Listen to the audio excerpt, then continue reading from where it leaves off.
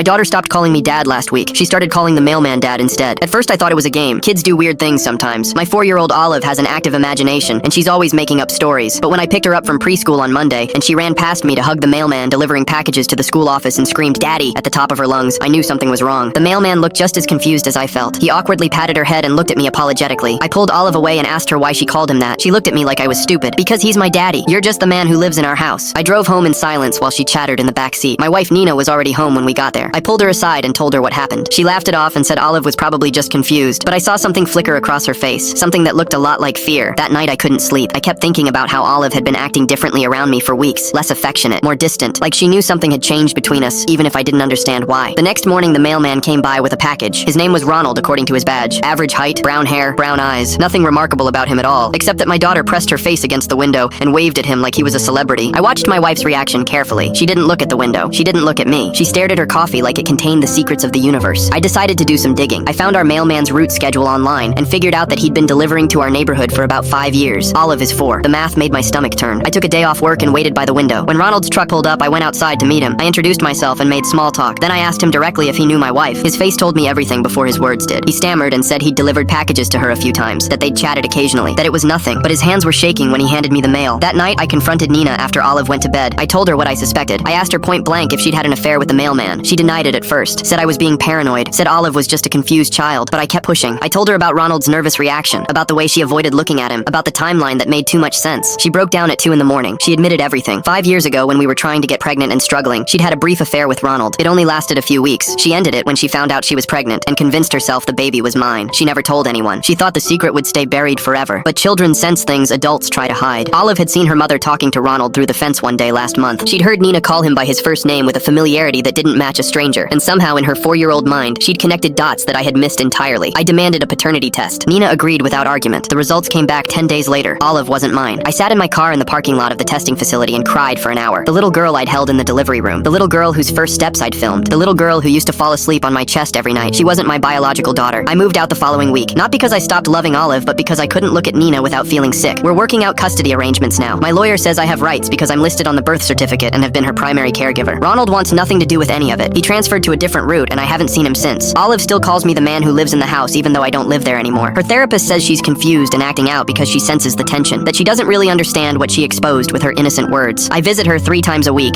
I bring her stuffed animals and read her stories and pretend my heart isn't breaking every time she pulls away from my hugs. Last week she called me daddy again for the first time in 2 months. She was half asleep and probably didn't realize she said it, but I held on to that word like a lifeline. Biology doesn't make a father. 4 years of love and Click the link on the homepage to watch the full follow-up for free.